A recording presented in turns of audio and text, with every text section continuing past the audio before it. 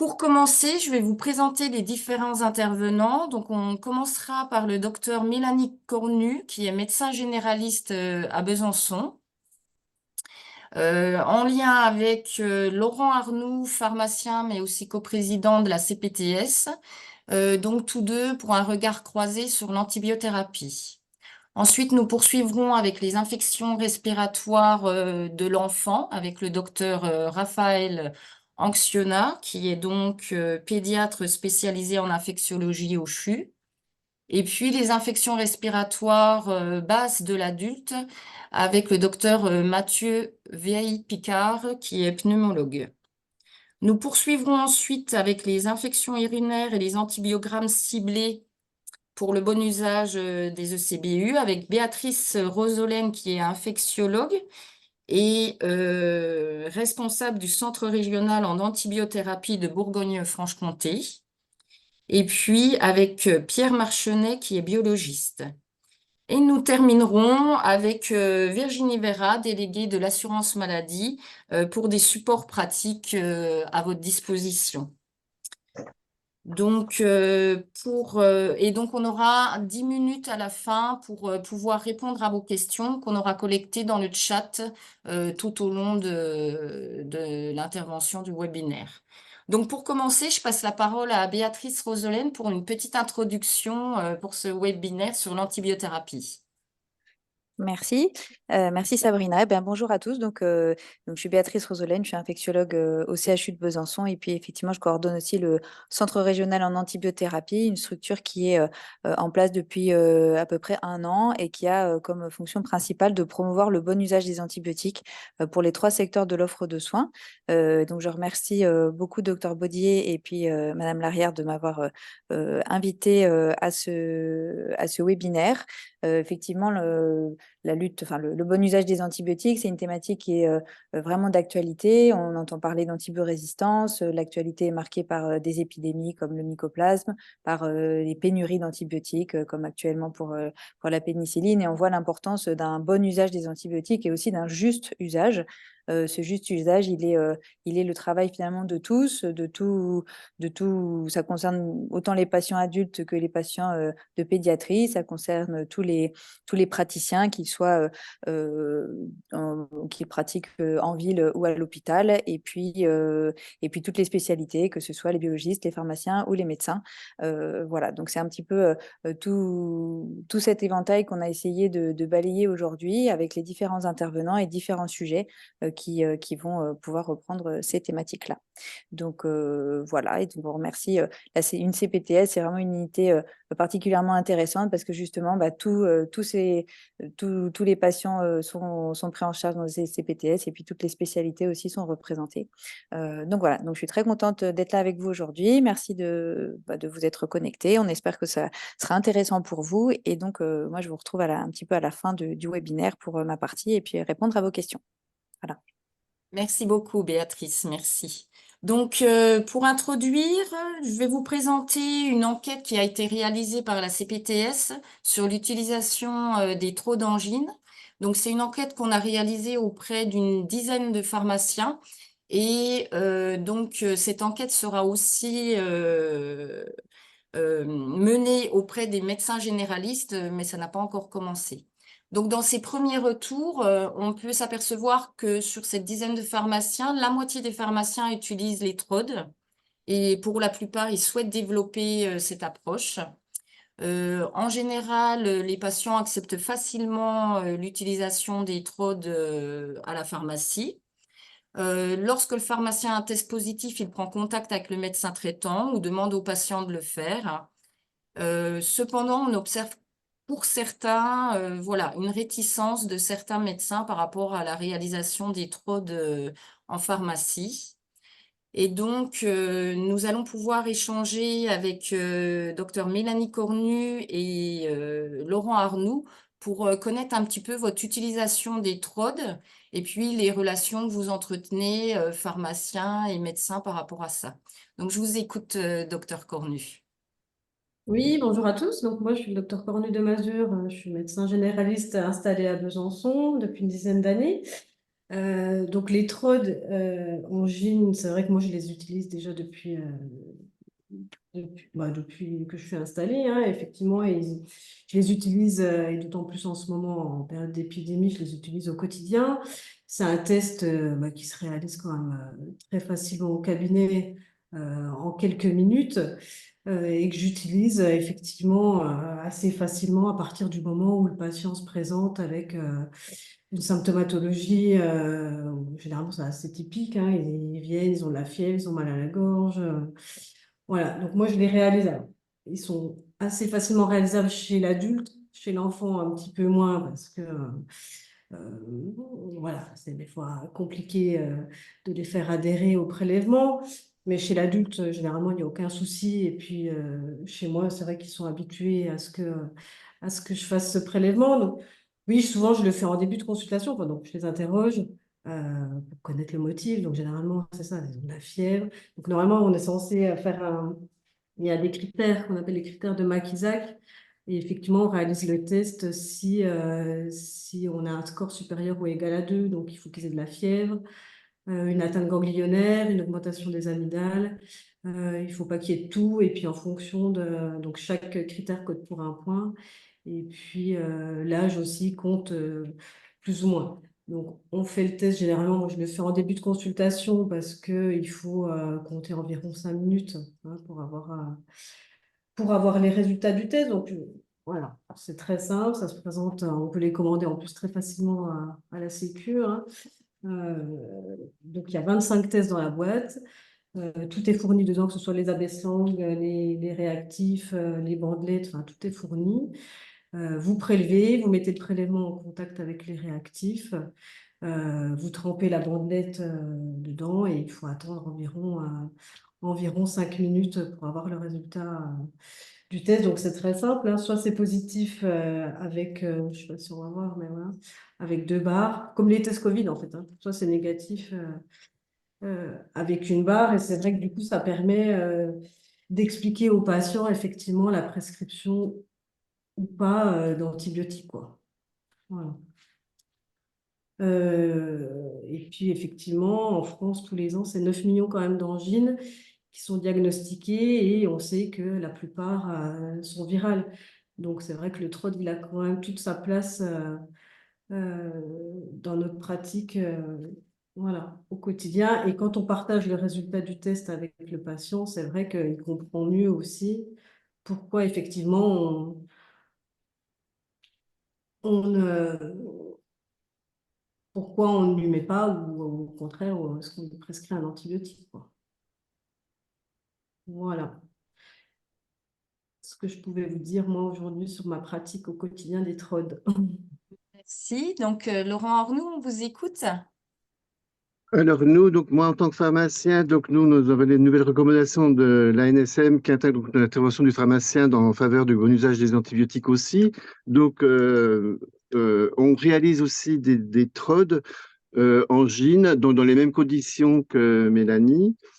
Donc nous, on a deux solutions. Soit donc le patient se présente donc à l'officine avec douleur, maux de gorge, ganglion. Donc on a un score, le même score que chez les médecins. Et en fonction de ce score, donc on fait un test, un TROD angine. Et donc, soit il est positif, donc on l'oriente chez son médecin traitant, soit il est négatif, donc là on lui conseille une thérapeutique adaptée à sa pathologie. Dans le deuxième cas, donc je parlerai donc vite fait parce qu'on en a très très peu, voire quasiment pas, c'est les ordonnances conditionnelles. Donc les ordonnances conditionnelles donc sont soumises à condition d'antibiotiques. Donc c'est le médecin qui demande à ce qu'on fasse le TROD pour voir s'il est positif ou pas. Donc si le test est positif, on va délivrer le médicament, l'antibiotique. Et s'il est négatif, donc on ne délivrera pas l'antibiotique. Par contre, il n'est pas obligé de faire le TROD tout de suite, donc l'ordonnance est valable 7 jours. Au bout de 7 jours, donc l'ordonnance devient caduque pour la délivrance de l'antibiotique uniquement. 2024, de nouvelles perspectives pour les pharmaciens, donc ils auront autorisation de prescription des antibiotiques quand le TROD sera négatif. Pour l'instant, il y a c'est passé dans le plan de financement de la sécurité sociale. Donc, on sera soumis à une nouvelle formation donc pour les TROD d'angine, donc pour l'aide à la prescription. Donc, nous, on est soumis à une formation obligatoire pour réaliser le TROD et on aura une nouvelle formation donc pour la prescription. Et il en est de même pour les cystites où nous serons habilités donc à délivrer, prescrire des antibiotiques aussi dans le cas de cystites et ce sera soumis en formation, mais pour l'instant, il n'y a rien de mis en place à l'heure actuelle. Au niveau Et je- donc de l'entente entre médecins, pharmaciens, Oui, moi, j'ai pas de souci avec mes prescripteurs, donc j'établis un papier, un document, comme quoi j'ai réalisé un TROD positif et que je l'envoie chez son médecin traitant ou autre quand c'est un client de passage pour qu'il y ait une prescription d'antibiotiques. Après, je pense qu'il faut qu'on réussisse à travailler en collaboration pour pouvoir éviter ces délivrances d'antibiotiques inadaptées. Autre chose, donc nous avons aussi donc l'autorisation de la sécurité sociale de délivrer les antibiotiques à l'unité et je pense que c'est une bonne chose. Donc moi j'appelle mes confrères à délivrer les antibiotiques à l'unité pour éviter le mésusage parce que il faut savoir que chez nous, donc quand il reste des médicaments, les gens ne les ramènent pas spécialement à la pharmacie mais les gardent et s'ils ont un rhume ou une toux, ils reprennent le reste d'antibiotiques. Donc, moi, je pense que c'est un problème, et ça, c'est donc pourvoyeur d'antibiorésistance. Donc, je favorise la délivrance à l'unité. Et ça marche pour tous les antibiotiques. docteur Voilà, Cornu, sinon, pardon? pardon. Je disais, docteur Cornu, par rapport à ça, cette délivrance, Oui, oui, je pense que ce oui, serait une bonne chose. C'est vrai que c'est des choses qui nous reviennent. Enfin, quand les patients arrivent, des fois en consultation, c'est pas rare qu'ils nous disent, voilà, j'avais mal à la gorge, et effectivement, j'ai commencé, il me restait un fond bref, d'antibiotiques à la maison et je l'ai débuté. Ouais, oui, oui, ça c'est d'accord. très souvent. Mm. Donc, plus, d'accord. On Mm. vous remercie. Laurent Arnoux, vous aviez quelque chose à ajouter? Non, après, ceux qui ont fait la formation savent comment fonctionnent les TROD. Donc, à partir de 10 ans pour les TROD qui sont réalisés à l'officine et 3 ans pour les ordonnances conditionnelles. Et après, il y a les ordonnances dédiées, mais pour l'instant, pas d'informations particulières. Et Oui, effectivement, on fait peu, voire pas de TROD chez l'enfant en dessous de 3 ans, effectivement, parce qu'on sait que les angines sont virales. Mhm. Voilà. Mm. merci. Eh bien, merci beaucoup à vous pour cette intervention. Donc, on va poursuivre avec l'intervention du docteur Anxiona concernant les infections respiratoires hautes de l'enfant. Donc, on vous passe la parole. Merci beaucoup. Donc oui, bonjour à tous. Donc moi, je suis docteur Anxiona, je suis infectieux pédiatre au CHU de Besançon et je remercie les organisateurs de m'avoir invité à cette présentation. Je vais essayer de partager mon écran, de la mettre au bon endroit, que ça ne me dérange pas trop. Est-ce que vous voyez bien ma présentation? Non, pas du tout. Je ne pense pas que vous la voyez correctement. Je vais recommencer, excusez-moi. Ils Alors, sont mignons, cela dit. on est d'accord. Alors, nouveau partage. On va plutôt faire celui-ci. Voilà. Hop. Est-ce que cette fois-ci, vous la voyez correctement? Oui, Oui, oui, on la voit. simplement, il faudrait l'agrandir, mettre en plein écran si possible. Alors, on a parfois des problèmes comment dire, de débit au CHU de Besançon. Donc, C'est parfait là, c'est parfait. voilà, les diapos ne passent pas correctement, n'hésitez pas à me le dire. J'ai une version PDF un peu de secours si ça n'allait pas avec cette version-là. Donc oui, donc merci aux organisateurs. Donc j'ai 10 minutes, donc je vais commencer sans tarder pour cette présentation. Donc le thème, c'était infection respiratoire haute de l'enfant et on m'a demandé si je pouvais revenir et éventuellement expliquer les recommandations nationales, y compris celles du mémo de 2021 de la HAS. Donc je n'ai pas de conflit d'intérêt sur ce sujet.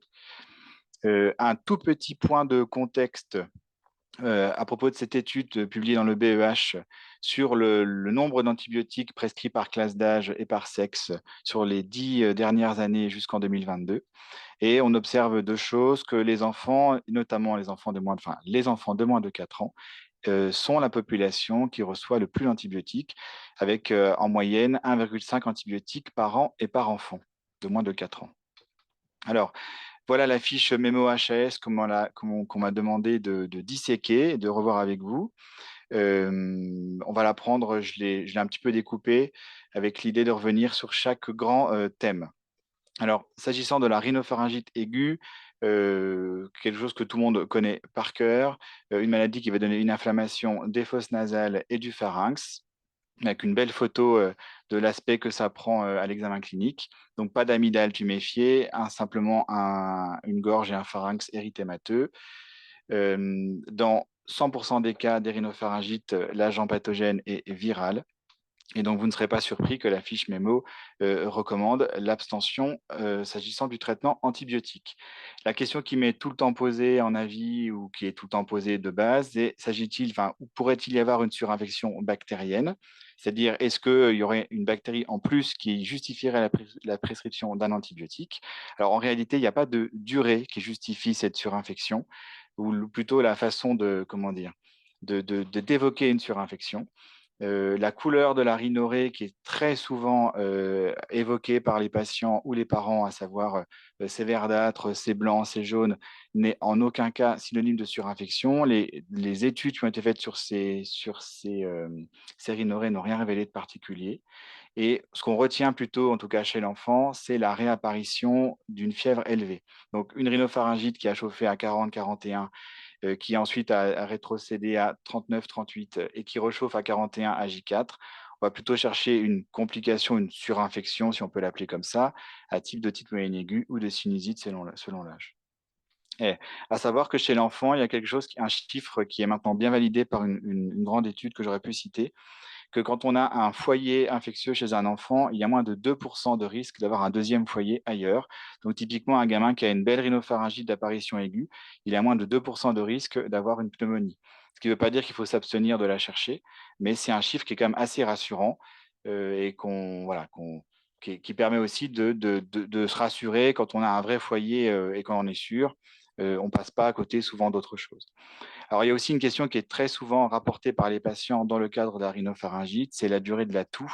Donc ça, c'est une étude dans le BMJ qui a maintenant 10 ans, qui est très connue et qui a relevé la durée des symptômes en cas d'infection du tractus respiratoire chez l'enfant.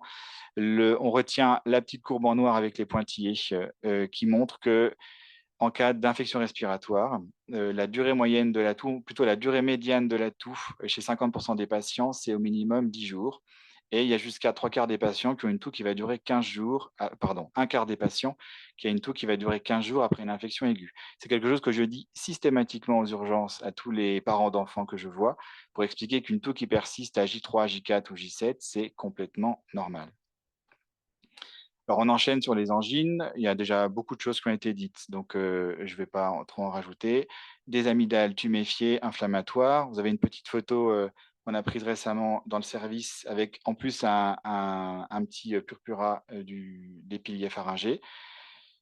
On retient que dans la majorité des cas, les principaux pathogènes sont les virus et que, évidemment, si le TROD est positif, on évoquera le Streptococcus pyogenes, donc le streptoa. Il y a d'autres bactéries qu'il faut savoir évoquer, mais qui sont anecdotiques en pratique courante. Et je vous ai mis en vert amoxicilline. Pourquoi? C'est parce que c'est quelque chose que j'aime bien enseigner aussi à mes étudiants ici dans le service. C'est que le streptocoque A, quoi qu'il arrive sur la planète, il sera toujours sensible à l'amoxicilline. Et que c'est pour cette raison que l'amoxicilline est prescrite en première intention et à faible dose, c'est-à-dire à 50 mg kg jour et non à 80 ou 100 comme ça pourrait l'être dans une pneumonie. Donc ça reste l'antibiothérapie de première intention. Et on mettra uniquement en cas d'allergie aux pénicillines, mais sans contre-indication aux céphalosporines, une céphalosporine orale et éventuellement un macrolide en cas de contre-indication globale aux bêta-lactamines. Contre-indication qui est très surestimée, vous le savez, il y a beaucoup d'éruptions dans le cas d'infection virale chez l'enfant qui passe pour une allergie aux antibiotiques. Donc le mot d'ordre aussi, c'est toute suspicion d'allergie doit absolument être explorée, quel que soit l'âge de l'enfant. Un enfant de 1 mois peut avoir des tests allergologiques, contrairement à une croyance que les parents ont souvent, qu'on ne peut pas explorer un enfant avant l'âge de 6-7 ans. Il faut qu'il soit exploré à n'importe quel âge.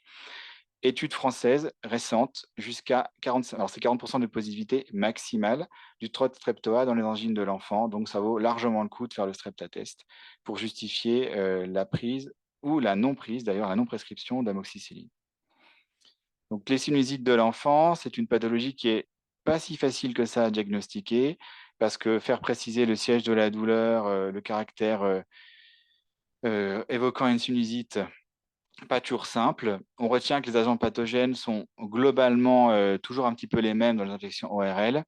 Et on retrouve donc le streptoa, mais moins couramment que dans l'angine, le pneumocoque, l'hémophilus, souvent non typable, non type B, et un petit peu de staphylocoque. Pareil, microbiologie simplifiée. On retient qu'avec de l'amoxicilline, cette fois-ci plutôt à grosse dose pour bien viser le pneumocoque et l'hémophilus, voire de l'acide clavulanique en cas d'évocation d'un hémophilus, on va couvrir l'immense majorité, en tout cas plus de 95% de la cible microbiologique. Et donc c'est pour cette raison qu'en première intention, en cas de sinusite maxillaire ou mastoïdienne aiguë, donc de moins de 4 jours, on va proposer l'amoxicilline. Si par contre, on va évoquer un hémophilus, et notamment en cas de syndrome otite, conjonctivite, sinusite, etc., on mettra de l'augmentin. Et toujours pareil, en cas d'allergie C3G, de vraie allergie, on va switcher cette fois-ci plutôt vers du Bactrim ou de la pristinamycine que je ne conseille pas chez l'enfant. On préfère le Bactrim pour des questions de galénique en suspension buvable qui est beaucoup plus efficace. La otite moyenne aiguë purulente, c'est pareil, c'est quelque chose qui est extrêmement fréquent en pédiatrie, mais qui est parfois sous- ou surdiagnostiqué. Donc la base, c'est une collection de pus dans la caisse du tympan. Donc vous avez une petite photo prise il y a quelques jours. Alors c'est l'occasion d'introduire que vous pouvez acheter sur Internet pour 20 à 30 euros des otoscopes sans fil portables, qui c'est extrêmement pédagogique, c'est formidable avec les étudiants et les patients. Quand on a un doute sur une otite ou que nous, on en est certain, on prend une petite photo et quand on montre un tympan normal à des parents qui sont persuadés que leur enfant a tout le temps des otites, c'est formidablement pédagogique et ça aide considérablement à diminuer sa prescription. Donc là, une photo d'otite moyenne aiguë prise avec un petit otoscope payé 20 euros. Donc les agents pathogènes sont les mêmes et du coup l'antibiothérapie de première intention est la même. Alors je remplis ce que j'ai dit tout à l'heure. Syndrome otite conjonctivite, on va évoquer l'hémophilus et donc dans ce cas précis, on mettra de l'augmentin en première intention. Absence de conjonctivite associée, on mettra de l'amoxicilline forte dose, donc 80 à 100 mg kg jour. Pourquoi? Parce qu'on tapera toujours sur le streptoa, on tapera dans 90% des cas sur le pneumocoque et dans 85-90% des cas sur l'hémophilus. Et donc, on sera dans la cible dans plus de 90% des cas. Et donc, on mettra de l'augmentin plutôt en deuxième ligne. Et en cas d'allergie, on mettra, comme d'habitude, C3G oral, plus ou moins Bactrim, si vraie contre-indication bêta-lactamine. C'est l'occasion pour moi de vous dire qu'il ne faut pas hésiter, et même c'est une recommandation forte, de systématiquement prescrire les antibiotiques chez l'enfant en 2 prises, et non en 3, y compris pour une pneumopathie bactérienne à pneumocoque. Alors, il y a plein de raisons. Alors, les études sont correctes, bien qu'elles seront un peu plus étayées dans le futur. Il y a plein de raisons déjà de pharmacocinétique. Mettre l'amoxicilline en 2 prises, c'est très facile. Vous calculez votre dose quotidienne, vous répartissez matin et soir toutes les 12 heures.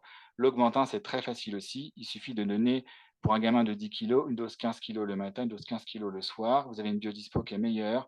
C'est plus pratique. Ça évite de se prendre la tête avec la nourrice ou éventuellement quelle personne garderait l'enfant. Et c'est tout aussi efficace. Et ça évite, voilà, c'est plus efficace. Donc, on préfère le faire en 2 prises. Quel que soit le type d'infection, à condition qu'elle ne soit pas sévère. Donc, une pneumonie d'évolution simple, on le ferait. Une pleuropneumonie, on ne le ferait pas. Je termine avec les autres infections respiratoires, type laryngite, trachéite, bronchite, bronchiolite, qui sont virales dans l'immense majorité des cas et qui ne nécessitent pas d'antibiotiques. Là aussi, souvent, on me pose la question de à partir de quand on évoque une surinfection et donc la nécessité d'une antibiothérapie. Il y a des recommandations. Il y a un article des Dijonais aussi qui traite de ce sujet. 4 semaines de taux expectorante reproductive, avec une radio, une biologie, un ECBC qui ne trouve pas d'autre cause, voire une microbiologie positive, peuvent justifier d'un traitement par augmentin. Je termine avec 2 petites ouvertures. 1, utilisation du Trust Streptocoque A chez l'enfant qui n'est pas réservé qu'aux angines. Alors, le spécialiste français de ça, c'est le professeur Cohen à Paris. Donc, Anita streptoa ou Vulvita streptoa chez la petite fille.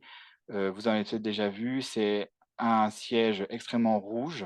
Le streptatest est extrêmement pratique. Donc, il est très sensible, un peu moins spécifique, ce qui fait qu'on recommande souvent la prescription d'augmentin. Moi, j'ai tendance à faire Amox pendant 48 heures et augmentin en deuxième intention si absence d'efficacité. Panari à streptocoque A, donc il y en a eu beaucoup l'année passée, donc pareil, très sensible, très spécifique. Vous avez un Panari Attention à ne pas frotter juste la peau. Pensez, si c'est possible, et uniquement dans ce cas-là, il faut prélever une goutte de pus ou en tout cas du liquide. Et puis les otorrhées à streptocoque A, donc vous avez une otite percée, une otorrhée, c'est aussi extrêmement sensible et spécifique. Alors on l'utilise aussi dans les pleuropneumonies qu'on prélève, de temps en temps dans un LCR si on a un doute. En tout cas, c'est un test qui nous rend service tous les jours. Et enfin, dernier bonus, on a parlé du mycoplasma pneumoniae. C'est l'occasion pour moi d'en dire un tout petit mot. Quelle démarche chez l'enfant? Parce qu'il y a un gros problème avec les macrolides actuellement. Il y a une grosse tension avec la josamycine et la clarithromycine. L'azithromycine commence à souffrir au niveau national du fait des grosses prescriptions. On rappelle que la clinique, c'est un enfant de au moins 3 ans, idéalement 4-5 ans, c'est très rare avant l'âge de 4-5 ans, qui a un syndrome pseudogrippal modéré, qui peut être sévère, mais en général modéré, une toux souvent qui est impressionnante au début et qui reste prolongée, souvent un foyer auscultatoire, des anomalies cutanées, donc un érythème polymorphe qu'on a eu dans le service là, il y a quelques jours, et puis une pneumonie qui échoue à être traitée par amoxicilline. Une radiographie avec des images souvent bilatérales, un peu moins systématisées qu'une PFLA, bien qu'une PFLA soit possible. Et idéalement en ville, on recommande très fortement la réalisation de la triplette Covid-VRS-grippe, qui doit être idéalement négative pour évoquer un mycoplasme. La sérologie est possible, peut-être pas pratique, et la PCR coûte 90 € et n'est pas remboursée en ville, donc elle est malheureusement pas faite, pas possible en ville pour l'instant. Tableau compatible égale azitro, une dose poids pendant 3 jours. Donc, demi-vie très longue de l'azithromycine. Donc, retenez que si on traite 3 jours, c'est comme si on traitait 7 jours. Et c'est l'une des raisons pour laquelle on espère un jour remplacer ces antibiotiques par autre chose. Et un message, c'est une infection qui est très majoritairement bénigne. Donc, ça ne justifie pas la prescription de macrolides à tous les gamins qui toussent et qui n'ont pas une PFLA à pneumocoque. Les ressources à disposition, vous connaissez par cœur Antibiotique, qui est génial. Il y a des recommandations pédiatriques disponibles gratuitement en ligne pour tout type d'infection digestive, pulmonaire, ORL. Et si vous avez besoin, on a une ligne d'avis depuis maintenant 8-9 ans, CHU de Besançon, avec un téléphone direct pour avoir l'un des infectieux pédiatres du CHU ou une adresse mail. Donc n'hésitez pas si nécessaire. Merci beaucoup. Merci beaucoup, docteur Anxiona. Merci à vous. Donc, nous devions poursuivre avec le docteur Veil Picard, mais qui a priori a eu des difficultés de connexion. Donc, malheureusement, on verra si on peut passer à la fin du webinaire. Donc, on va passer directement avec monsieur. Est-ce que Vous vous êtes m'entendez? prêt? Si, je suis là, oui, mais je suis Ah, sous le ça nom y est, de mon vous avez pu épouse. vous Mais connecter. Eh ben, c'est parfait. c'est sous le nom de mon épouse, mais j'ai pu me connecter. D'accord. Alors, pour que je puisse vous épingler, est-ce que vous pouvez me dire Oui. à quel nom c'est, qu'on puisse vous Alors, voir? c'est Julie, et puis c'est Catin le nom. D'accord. Ça y est. Ok. Donc, Et le diapo. voilà, vous êtes Ouais. à l'écran, c'est parfait. On vous écoute donc, docteur Veil-Picard, pour les infections respiratoires basses de l'adulte. Bonjour, donc moi je suis le docteur Veil Picard, je suis installé en ville à Besançon maintenant depuis plusieurs années. Simplement pour que je passe le diaporama que j'ai réalisé, je peux faire comment? C'est bon, je vous ai mis en co-hôte, ça devrait marcher. Partagez l'écran en bas. Partagez l'écran en bas, oui. Moi, il faut que je partage l'écran. Oui. Tac. Par contre, il est sous le nom de Mathieu, donc ça va. C'est pas possible, je peux pas le partager. Alors sinon, on peut le Parce que partager. j'ai 2 ordis et il est sur l'autre ordi. Il y a un Mathieu avec un T et un H, c'est moi aussi. Non, mais si nous avons le PowerPoint, On a à le ce moment-là, PowerPoint, on nous, le on va le passer. partage. On va le passer. Merci Ne beaucoup. vous embêtez pas, on va le passer. Merci. Voilà. Merci. On va voir les infections respiratoires basses de l'adulte. Si on peut passer la diapositive, je ne sais pas si j'ai la main dessus. Donc simplement pour la prise en charge des pneumopathies aiguës à pneumocoque qui sont les plus fréquentes, mais la conduite à tenir va être la suivante en tout cas. Il faut reprendre les critères CRB65 qui sont connus de tous, j'imagine, en ville, donc qui reprennent la confusion, la polypnée, simplement de l'hémodynamique qui serait instable et puis un âge de plus de 65 ans. S'il y a un de ces critères-là, on conseille plutôt que la prise en charge soit pas en ambulatoire, mais à l'hôpital plutôt. Si on peut passer à la diapositive suivante, merci. Pour la prise en charge de la pneumopathie et surtout son diagnostic, il faut forcément de l'imagerie. Donc vraiment, la radiographie de poumon de face est systématique. La durée du traitement d'une pneumopathie simple chez le jeune va être de 5 jours. On le réévalue au bout de 2 à 3 jours. S'il a toujours des symptômes, on peut pousser l'antibiothérapie jusqu'à 7 jours. Sinon, normalement, 5 jours doit suffire.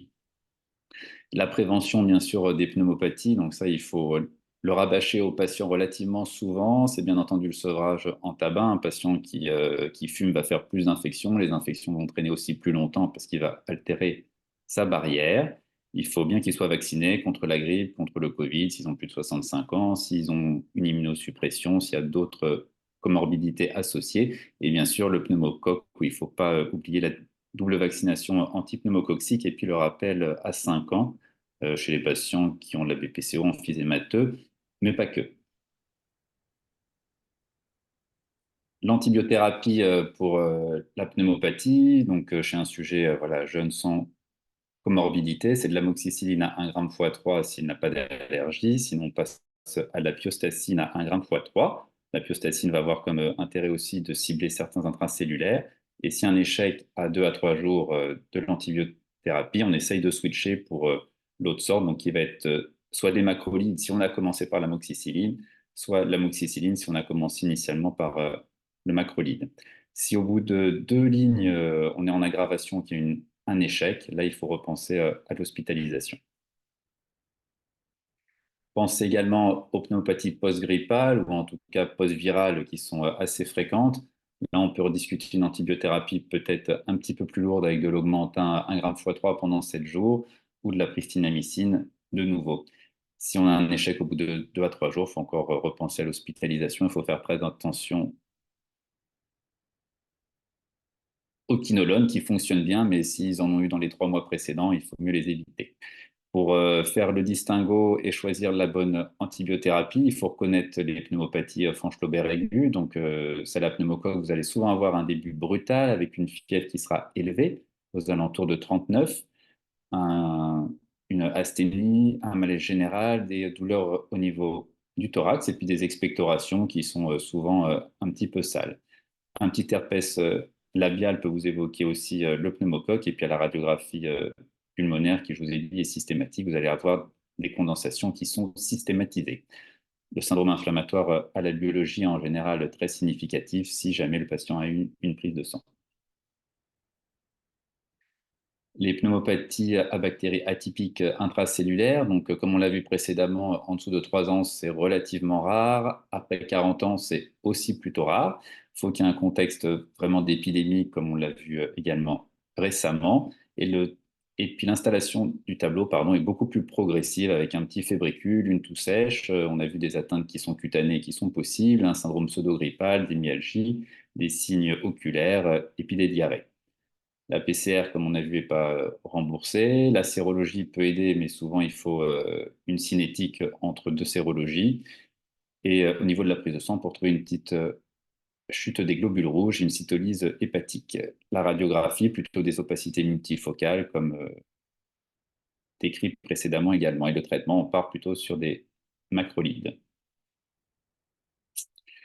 La légionelle, qu'il ne faut pas minimiser non plus. On a parfois quelques épidémies. Il faut rechercher dans les populations qui sont à risque, la contamination est non entre les hommes, donc il faut chercher un foyer, pardon. Le tableau est plutôt bruyant et progressif. L'antigénurie va nous faire le diagnostic et on a une touche également sur la note hépatique, une hyponatrémie et la rhabdomyolyse. Les condensations sont soit systématisées, soit plutôt multifocales. On commence par un macrolide, sauf sur les légionelloses graves, où là on peut faire une association avec des quinolones et ne pas oublier de déclarer la maladie. Les pneumopathies post-virales, comme on a vu, donc il y a un contexte épidémique au niveau des pneumopathies virales déjà, le Covid, la grippe. Il y a un syndrome grippal, bien entendu, avec une fièvre, une asthénie, myalgie, céphalée. Des signes otorhinaux également, avec rhinite et puis conjonctivite. On peut avoir une petite touche au niveau digestif avec des douleurs abdominales et des diarrhées, et des signes au niveau cutané. Et là, il faut se méfier. Donc, quand il y a un patient qui se réaggrave au bout de 5 à 7 jours, c'est plus le virus initial généralement, mais ça peut être une pneumopathie qui vient compliquer l'infection virale initiale. J'étais un peu rapide, merci pour votre attention, mais ça va laisser la place au moins pour des questions. Tout à fait. Donc, merci beaucoup, Dr. Picard, pour votre intervention. Donc, on va poursuivre et les questions arriveront à la fin du webinaire. Donc, on va poursuivre avec les infections urinaires et les antibiogrammes ciblés et le bon usage des ECBU avec Monsieur Pierre Marchenet et donc le docteur Béatrice Rosolène. Je vous donne la parole, on vous écoute.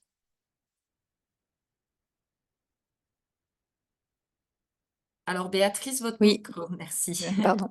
Je vais peut-être commencer rapidement avec, pour un petit peu introduire le sujet que le docteur Marchenet présentera après, une nouveauté, une évolution dans le rendu des antibiogrammes, qui est donc les antibiogrammes ciblés, et qui est actuellement fait sur les ECBU.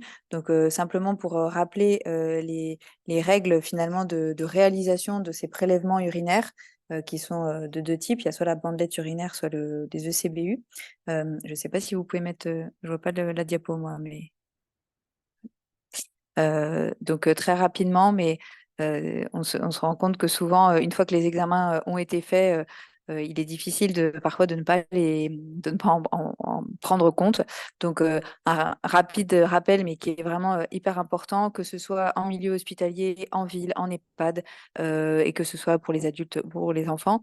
Un rappel sur les bandelettes urinaires. Donc vous pouvez appuyer, ça va se mettre au fur et à mesure. Voilà. Donc la première chose, c'est quand faire une bandelette urinaire. En fait, la seule indication de la bandelette urinaire chez l'adulte, c'est en cas de suspicion de cystite aiguë simple d'une femme jeune non enceinte. En dehors de ce cadre-là, la bandelette urinaire ne suffit pas. Chez l'enfant, c'est en cas de suspicion aussi de cystite et aussi de pyélonéphrite. Voilà, donc les symptômes chez l'enfant, mais je ne spoilie pas Raphaël non plus, j'espère que je parle, j'espère qu'il sera d'accord. Donc chez l'enfant, c'est plutôt quand on a une fièvre à plus de 48 heures, même parfois sans symptômes urinaires. Et puis le cas très particulier d'une femme enceinte, enfin voilà, de dépistage. Mais voilà, en gros, rappelez-vous que pour faire un diagnostic d'infection urinaire chez la femme jeune, on peut faire une bandelette est utile et suffira d'ailleurs uniquement dans le cadre de la cystite aiguë simple de la femme jeune non enceinte. Dans tous les autres cas, il ne faut pas faire de bandelette urinaire. Donc principalement quand on suspecte une infection urinaire qui serait plus compliquée, entre guillemets, donc soit une cystite à risque de complications, où on veut être bien sûr d'avoir un ECBU en fait, qui sera fait derrière, une pyélonéphrite, une infection urinaire masculine, ça, il n'y a pas d'indication. La BU, elle a une très mauvaise valeur prédictive, autant positive que négative chez l'homme. Donc, on a des authentiques prostatites avec BU négative et inversement. Des BU positives chez des hommes qui n'avaient pas d'infection urinaire. Et aussi, l'autre chose très importante, c'est qu'il ne faut pas faire de bandelette urinaire chez tous les patients porteurs de matériel, que ce soit une sonde urinaire, une sonde Gigi, un briquet ou autre, car en fait, juste le matériel irrite un tout petit peu les voies urinaires et donc crée une leucocyturie qui va rendre la BU positive. Donc, il n'y a pas d'indication à faire de bandelette urinaire chez tous ces patients qui portent du matériel. Et voilà. Donc, après l'interprétation du résultat, une BU, on dit qu'elle est positive quand il y a des leucocytes et ou des nitrites. C'est la seule chose qu'on peut voir sur une bandelette urinaire. Et on dit qu'elle est négative quand il n'y a ni leuco ni nitrite. Mais la BU positive, ça ne veut pas dire infection urinaire. Il y a on peut avoir, comme je vous ai dit, par exemple, des leucocytes et pas du tout d'infection, par exemple, chez quelqu'un qui porte une sonde urinaire. Voilà. Et pour finir, donc pour les BU, comme c'est un prélèvement où on ne cherche pas de microbes, on n'a pas besoin qu'il soit fait de manière stérile. Donc, c'est des urines, on dit quand même deuxième jet fraîchement émise. Pas besoin de faire une toilette préalable, on n'a pas besoin que ce soit stérile. Et voilà. Et chez l'enfant, on peut éventuellement faire un sondage aller-retour, mais c'est vraiment des cas très particuliers qu'on essaie de ne pas faire. Ensuite, on passe aux ECBU. Donc là, à nouveau, les règles de bonne pratique. Quand prélever un ECBU? Eh bien, en cas de symptômes urinaires et de suspicion d'infection urinaire chez l'enfant, de cystite, donc à risque de complications, de pyélonéphrite, d'infection urinaire masculine, et puis chez les patients chez qui on suspecte une infection urinaire et qui sont porteurs de matériel, donc de Gigi, de briquet, de sonde urinaire, etc. Les rares cas où on aura besoin, et ce sera indiqué de faire un ECBU en l'absence complète de symptômes symptômes urinaires, il n'y a vraiment que 3 cas. C'est soit en préopératoire d'un geste urologique, et même d'ailleurs tous les gestes urologiques ne sont pas concernés. C'est vraiment le principe, c'est éviter, en cas de colonisation de la vessie, au moment d'un geste urologique qui remonterait en amont de la vessie, avec le matériel, embarquer entre guillemets des petites bactéries qui seraient dans les urines, dans la vessie, et qui seraient à l'état non, enfin qui seraient juste stationnaires dans la vessie, et qui pourraient, si elles étaient mises plus haut sur l'arbre urinaire, là développer une vraie infection. Il faut C'est recommandé aussi de faire un ECBU avant changement de sonde endo-urétérale, donc avant avant changement de JJ, pour être bien sûr que on ne remet pas des nouvelles sondes dans des urines infectées, ou en tout cas même colonisées, voilà. Et chez une femme enceinte qui aurait une BU positive, parce que même asymptomatiques, les femmes enceintes, on ne veut absolument pas les laisser avec une colonisation urinaire, donc on traiterait même une colonisation urinaire. Et voilà, donc chez l'enfant, on fera également un ECBU en cas de fièvre avec une BU positive, parce que pareil, on voudra documenter. Et puis, en cas de fièvre chez un nourrisson de moins d'1 mois, même si la BU était négative, parce qu'il faut vraiment détecter aussi une infection. Ensuite, quand ne pas prélever un ECBU, donc ça c'est très important aussi, pas besoin de faire de CBU de contrôle en fin de traitement si on a une bonne évolution clinique d'une infection urinaire.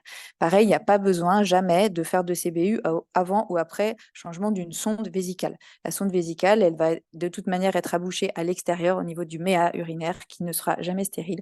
Donc, par définition, on s'en fiche de savoir si au moment de l'ablation d'une sonde vésicale, il y avait peut-être quelques bactéries dans la vessie qui colonisaient. Ça n'a aucun intérêt. Et une fois qu'on a enlevé la sonde, de toute façon, on n'aura pas, s'il n'y a pas de symptômes, il n'y aura pas d'indication à traiter. Donc, ne pas faire de CBU avant ou après changement de sonde vésicale. Pas non plus besoin de faire de CBU avant une ablation d'une sonde de néphrostomie ou d'un matériel endo-urétéral si on n'en remet pas derrière. Ça n'a aucun intérêt de savoir que la sonde était colonisée, par exemple. Cette sonde est enlevée, donc maintenant, si le patient n'a pas de symptômes, on ne fait pas de CBU. Il n'y a pas non plus besoin de faire de CBU systématique avant des biopsies de prostate. Donc, c'est vraiment, quand je vous parlais des gestes urologiques, c'est des gestes qui remonteraient plus haut dans les voies urinaires. Voilà. Tous les autres gestes, pas juste de biopsie. Et puis, chez une femme jeune qui a des symptômes évocateurs d'une cystite aiguë simple de la femme jeune et qui n'est pas enceinte, et chez qui la BU était positive, il n'y a pas besoin de faire de CBU. On sait qu'on a un traitement probabiliste qu'on va lui proposer, et on n'a pas besoin d'avoir documenté. Donc ensuite, pour comment on interprète un ECBU, en gros, ça aussi, c'est super important. En gros, quand il n'y a pas de leucocyturie, il n'y a pas d'infection urinaire, donc il n'y a pas d'antibiotiques. C'est pas possible d'avoir une infection urinaire sans leucocytes dans la vessie. Je vous ai mis avec 2 petits astérix des exceptions qui, franchement, ne font pas, qui sont extrêmement rares. C'est dans les très rares cas des patients qui sont leucopéniques, donc ils n'ont pas de leucocytes du tout, ni dans le sang, ni dans les urines. Donc, ils pourraient faire une infection urinaire sans leucocytes. Mais franchement, c'est quand même extrêmement rare. Et l'autre cas où, pareil, on pourrait être amené à traiter même sans leucocytes, c'est ce serait pour en fait, traiter non pas une infection, mais plutôt une colonisation urinaire. Donc, les 2 exceptions également, c'est la femme enceinte et avant un geste urologique invasif. Ensuite, on peut aussi avoir, donc ça c'est l'histoire des leucocytes. Donc s'il n'y a pas de leuco, il n'y a pas d'infection, donc il n'y a pas d'antibiotiques. Si par contre on a des bactéries dans les urines, avec ou sans leucocytes, et qu'on n'a aucun symptôme, ça s'appelle une colonisation urinaire. Donc s'il n'y a pas de symptômes, il n'y a pas d'antibiotiques. Voilà. La colonisation, ça peut arriver, on peut être colonisé à un moment donné et pas quelques temps plus tard, ou parfois on peut être colonisé à vie, avoir des petites bactéries dans notre vessie qui ne nous font rien du tout, et donc on n'essaye pas de les éradiquer, on ne traite pas par antibiotiques. L'autre cas, c'est les ECBU qui peuvent être polymicrobiens. Donc là, attention aussi, en général, une infection urinaire, mais pareil, je parle sous contrôle des biologistes, c'est très souvent monomicrobien. À partir du moment où on trouve 2 bactéries, il y a probablement une des 2 qui était en fait une contamination du prélèvement. Et quand il y en a 3, c'est extrêmement... c'est très très probable qu'il y ait au moins 1 ou 2, voire même 3 qui sont des colonisations, des bactéries qui ne seraient pas responsables. Le nombre de bactéries qu'on trouve, c'est pas ça qui va nous dire je pense que comme il y avait plus de E. coli que de Klebsiella et d'entérocoque, je vais traiter le E. coli. Non, si vous avez un ECBU polymicrobien et que le patient n'est pas en choc septique, il faut refaire le CBU et dans des conditions peut-être d'hygiène un petit peu plus, plus strictes pour essayer de trouver la seule unique bactérie en cause.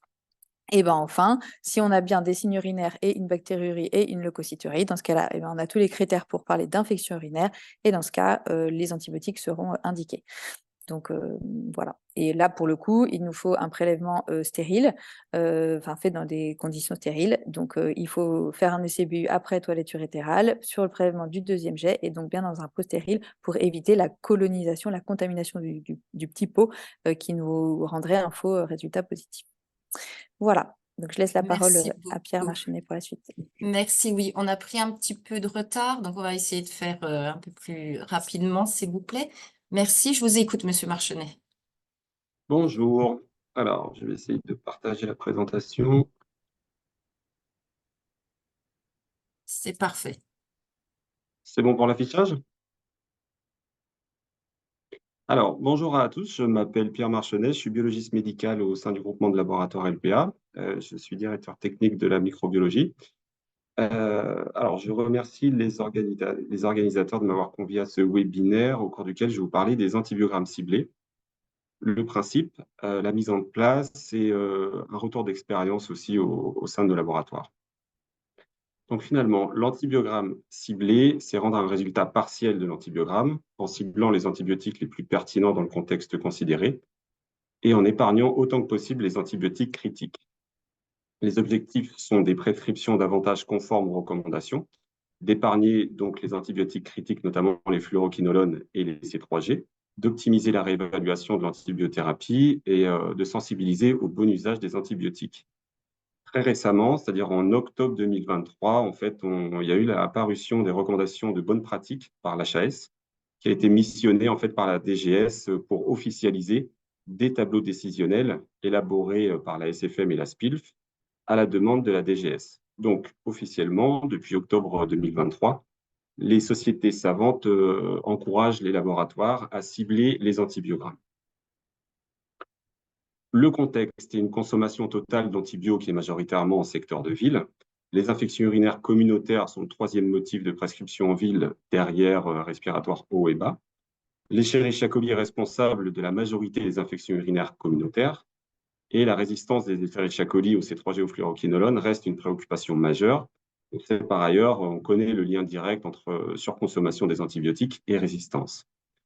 Le principe, c'est de cibler les antibiotiques, c'est-à-dire de ne faire apparaître que les antibiotiques adéquats en fonction de la bactérie, du site de prélèvement, du sexe de l'âge, des signes cliniques, du contexte et des recos. Sachant cela, on a décidé au labo, en tout cas LPA, de cibler les infections urinaires communautaires à Escherichia coli. On s'y est intéressé assez tôt, puisqu'en fait, il y a eu la première parution du cahier des charges, enfin, le premier cahier des charges de la SFM en 2017. On a fait signe aux infectiologues du CHU de Besançon pour savoir s'ils étaient partants avec nous. Donc, ça a été très bien reçu, ils étaient motivés. On a fait signe aussi aux responsables éditeurs logiciels parce qu'on a très rapidement compris qu'on aurait besoin d'informatique pour cibler correctement. On a élaboré des groupes de travail, fait des tests, des algorithmes, etc. Tant si bien qu'en 2020, en fait, on a rencontré les prescripteurs locaux sur 2 de nos sites pilotes, Saint-Loup-sur-Semouse et Mèche. L'idée a été bien accueillie aussi, donc on a commencé à cibler. Ça s'est bien passé. En 2021, alors là, on a essayé de communiquer de plus grande ampleur avec nos prescripteurs, mais bon, c'est la période Covid, c'était pas très, on n'a pas eu beaucoup de retours, c'était pas évident. Comme notre projet fonctionnait bien, on l'a installé sur l'ensemble de nos sites, avec notamment le ciblage en pédiatrie, grâce à Raphaël Anxiona. Je profite pour le remercier encore une fois. Et donc, en 2023, on a ces fameuses recos HAS. Alors, nos objectifs liés aux antibiogrammes ciblés, c'était une clarté, une rapidité d'interprétation du résultat d'examen, c'est-à-dire permettre aux prescripteurs de choisir rapidement l'antibiotique adapté au contexte, ne plus rendre une simple liste de molécules sensibles ou résistantes sans valeur ajoutée, parce qu'on sait que voilà, si on a un E. coli multisensible, les molécules utilisées dans une cystite chez la femme ou une pyélo ne seront pas les mêmes et seront encore moins, c'est encore plus le cas pour les infections urinaires masculines, où il nous faut des molécules qui diffusent. Les objectifs étaient aussi une mise à jour et une disponibilité des recommandations sur le compte-rendu, en accord avec les derniers recos des sociétés savantes, une interaction entre patients et surtout entre cliniciens et biologistes pour privilégier et maintenir l'échange entre cliniciens et bio, et mener à bien un projet pluridisciplinaire. C'est toujours intéressant pour nous de sortir un petit peu du labo. Et tous ces objectifs, finalement, c'est pour converger vers un seul et même objectif qui est de lutter contre l'antibiorésistance. Pour ce faire, on va recueillir les renseignements cliniques à l'enregistrement du dossier, c'est-à-dire qu'on va les saisir dans notre logiciel patient, puis ces renseignements cliniques vont être synchronisés vers notre station de validation, si on peut l'appeler comme ça. Dans cette station de validation, on a des algorithmes qui se déclenchent en fonction des renseignements cliniques pour déterminer la pathologie urinaire. Donc, on va cibler à la pathologie, c'est-à-dire de la cystite simple jusqu'à la pyélo de l'enfant. Là, on est vraiment sur le plus important dans le ciblage des antibiogrammes, c'est-à-dire la pierre angulaire, vraiment, c'est le recueil des renseignements cliniques, puisque sans renseignements cliniques, on ne pourra pas cibler, ou alors si on cible, ce sera vraiment extrêmement large, puisqu'on ciblera juste à l'âge et au sexe. En tout cas, ce qu'on fait, c'est qu'on demande systématiquement aux patients, soit à l'oral, mais mieux encore, de nous remplir une petite fiche qu'il a avec le kit urinaire, sur lequel on a 4 grands axes de questions. Le premier, c'est le type de recueil, qui ne va pas forcément nous aider à cibler la pathologie. Mais par exemple, si on a un recueil sur sonde à demeure, ça c'est un critère d'exclusion, on ne va pas cibler sur des SEBU sondés. On a le terrain particulier extrêmement important, les symptômes extrêmement importants aussi, et la prise d'antibio. Alors la prise d'antibio, c'est pareil, ça ne va pas nous aider à cibler la pathologie. Par contre, premièrement, on aime bien savoir s'il y a eu un antibio avant recueil pour appréhender le résultat de nos cultures et puis mieux les analyser. Et deuxièmement, en fait, si on a un antibio qui est prescrit avant recueil ou après recueil et qui est en dehors des recos, ou en tout cas en dehors des molécules ciblées, on le fera apparaître quand même.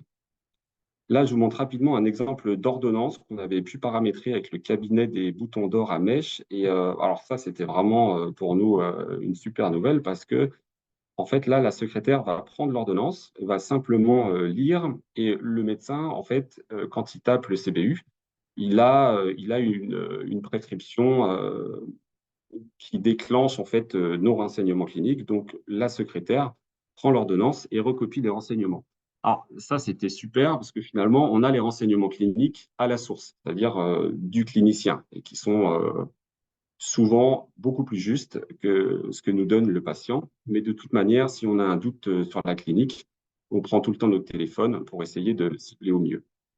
Une fois qu'on a déterminé la pathologie urinaire, en fait, à réception de l'antibiogramme, on va masquer les molécules qu'on ne veut pas rendre et on va cibler les molécules en fonction donc de la pathologie et des recos. Une petite précision quand même, on a pas mal d'informatique là-dedans, mais c'est toujours validé sous l'œil expert du microbiologiste. Voilà donc un exemple de compte-rendu qui est en 2 parties. Première partie, c'est ce fameux antibiogramme qui est vraiment épuré, c'est-à-dire qu'on ne fait apparaître que les molécules qui sont recommandées.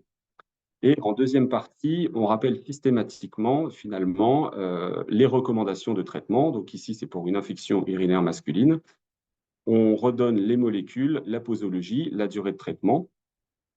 Et même si on sait que cet antibiogramme, vous le recevrez, finalement, les prescripteurs le recevront alors que le traitement probabiliste sera déjà débuté, on a pris le parti quand même de rappeler systématiquement le traitement probabiliste aussi, ça fait office de fiche mémo, quoi. En tout cas, on aura tout le temps le relais Péros selon antibiogramme avec les molécules, les posos, la durée de traitement. Et voilà, on précise que l'antibiogramme complet reste disponible sur demande. Et toute molécule prescrite en dehors du ciblage sera une molécule rendue sur l'antibiogramme. En résumé, alors c'est très important de comprendre que pour bien cibler, vraiment, il nous faut les renseignements cliniques. Cibler les antibiogrammes, c'est rendre une liste d'antibiotiques restreinte et adaptée au contexte. J'insiste sur le fait que l'antibiogramme complet est disponible rapidement sur demande. Et actuellement, c'est quand même un moyen pour lutter contre l'antibiorésistance. Les points forts pour nous, c'est un compte-rendu épuré avec un accès rapide à la bonne information, une formation continue avec rappel et mise à jour des recommandations. C'est un projet pluridisciplinaire et on a noté, nous, une belle adhésion de la part des prescripteurs, et c'est un projet qui se veut évolutif. Des limites, il y en a quand même. Alors, il y en a une qui est évidente, c'est il y a une certaine prise de risque sur l'interprétation, donc ça nécessite vraiment une certaine maîtrise du contexte clinique qui est pas tout le temps évidente, surtout quand c'est les patients qui nous donnent les contextes cliniques. On essaie de les guider au maximum, mais bon, parfois, c'est pas toujours évident. C'est une grosse charge de travail quand même à la mise en place parce que, comme vous avez pu le voir avec la petite frise, il y a eu un gros boulot de développement, notamment avec les informaticiens, mais aussi avec les infectiologues du CHU de Besançon. Ça demande plus de temps à la validation, puisque là, voilà, il y a plus de risques sur l'interprétation. Donc, il faut vraiment qu'on aille vérifier systématiquement la cohérence des renseignements cliniques. Et à venir, on va essayer rapidement d'élargir les critères d'inclusion pour le ciblage, c'est-à-dire de cibler d'autres bactéries, voire d'autres prélèvements. Et voilà pour cette présentation. Je vous remercie pour votre attention. Merci beaucoup, Monsieur Marchenet. Donc, on va rapidement passer à Madame Vera, déléguée de l'assurance maladie. On a pris un petit peu de retard, je m'en excuse. Pour parler des supports pratiques à votre disposition. Donc, vous Oui, pouvez arrêter le partage d'écran, Monsieur Marchenet? Ouais, je fais ça tout de suite. oui, bonjour à tous. Je me présente pour peut-être ceux qui ne me connaissent pas. Virginie Vera, je suis déléguée d'assurance maladie à la CPAM du Doubs. Je fais partie d'une équipe de 6 délégués d'assurance maladie basée à Besançon et Montbéliard. Nous rencontrons les professionnels de santé sur différents thèmes. Et puis là, nous allons commencer les visites justement sur l'antibiothérapie chez certains professionnels de santé, notamment médecins généralistes et puis pédiatres. On va revenir donc sur voilà, le document que le docteur Anxiona tout à l'heure vous a présenté. C'est ce document que l'on va remettre au médecin que l'on rencontrera, document qui a été mis à jour en juillet 2021. Mais je tenais à revenir un petit peu sur juste la présence de la josacine sur ce mémo qui n'est plus commercialisé, depuis un an, mais la CNAM a souhaité le laisser sur le mémo parce qu'il y a encore d'autres josacines qui sont encore officiellement commercialisées, notamment la 1000 mg. Donc c'est pour ça que pour l'instant, elle apparaît encore dans ce mémo. Et puis le deuxième document, c'est ce document, je pense que dans l'ensemble, vous connaissez déjà, que nous avons déjà présenté il y a quelques années, c'est l'ordonnance de non-prescription voilà, qui a un outil intéressant et qui est assez bien apprécié par votre profession. En fait, en plus voilà, du discours que vous pouvez avoir auprès des patients sur la non-prescription, il vient en complément. Et ça permet d'avoir vraiment avoir un double discours sur savoir si l'antibiotique, quand est-ce que l'antibiotique est vraiment nécessaire. Voilà, c'est un document qui est intéressant et qu'on remet également et qu'on va remettre lors de nos campagnes. Et puis également, je voulais revenir aussi sur l'importance de vous connecter sur l'espace pro et de pouvoir, comme le disait le docteur Cornu et Monsieur Arnoux, pouvoir commander donc les TROD sur l'espace pro. C'est pris en charge par l'assurance maladie et ça vous est délivré directement à votre cabinet. Et puis également, je terminerai vite avec quelques liens. Je ne sais pas si vous pouvez les mettre dans le chat de discussion. C'était des liens qui peuvent être intéressants. Des outils, donc il y a Antibioclic, on en a parlé tout à l'heure. C'est vrai que c'est un outil qui est vraiment bien utilisé. Et puis également sur santé.gouv prévention, il y a également sur le site du ministère des outils d'aide aux professionnels de santé et de la population avec des vidéos justement un petit peu rigolotes sur la différence entre le virus et la bactérie. Donc ça peut être intéressant de le mettre des fois dans des salles d'attente ou autres. Et puis également, il y a sur le wibug.eu.fr, c'est des ressources pédagogiques gratuites et ludiques destinées aux élèves de la maternelle au lycée et à leurs enseignants, soignants ainsi qu'aux étudiants en santé. Voilà, ça peut être intéressant d'avoir ces liens, de pouvoir les communiquer. Voilà, j'ai essayé d'être rapide, donc je laisse la parole. Merci Madame Merci Vera, merci et je voulais beaucoup. vous remercier pour aussi de m'avoir invité à cette réunion. Merci à vous. Merci. Donc les liens sont bien dans le chat, hein, n'hésitez pas à les notifier. Je vais passer la parole à François Baudier s'il y a des questions avant de terminer. Alors, il n'y a pas beaucoup de questions parce que nos intervenants ont été très, très clairs dans leurs différentes présentations. J'ai juste, et comme il ne reste pas beaucoup de temps, j'ai juste une question par rapport à la durée des prescriptions.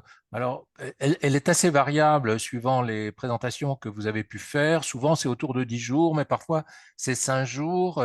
Vous avez évoqué les prises en 2 fois ou 3 fois, etc.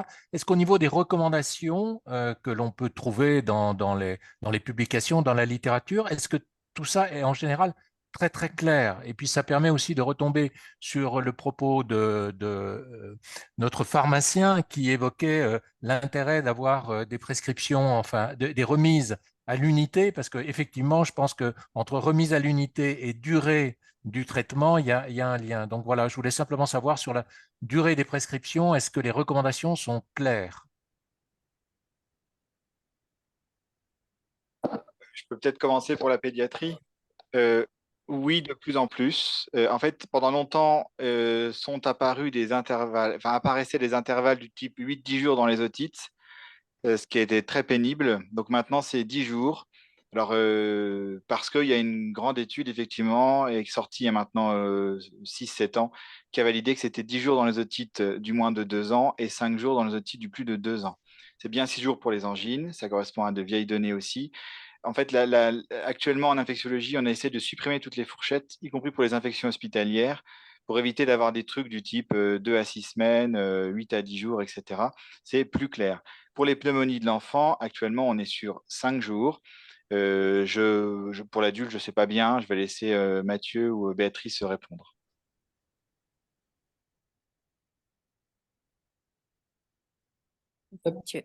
Bah, pour les adultes, on est aussi à 5 jours chez le sujet, encore une fois, voilà, relativement sain, on va dire, sans trop de comorbidité. Et quand il y a une évolution clinique qui est rassurante au bout de 2-3 jours, les délais sont raccourcis, un peu comme dans la plupart des infections finalement.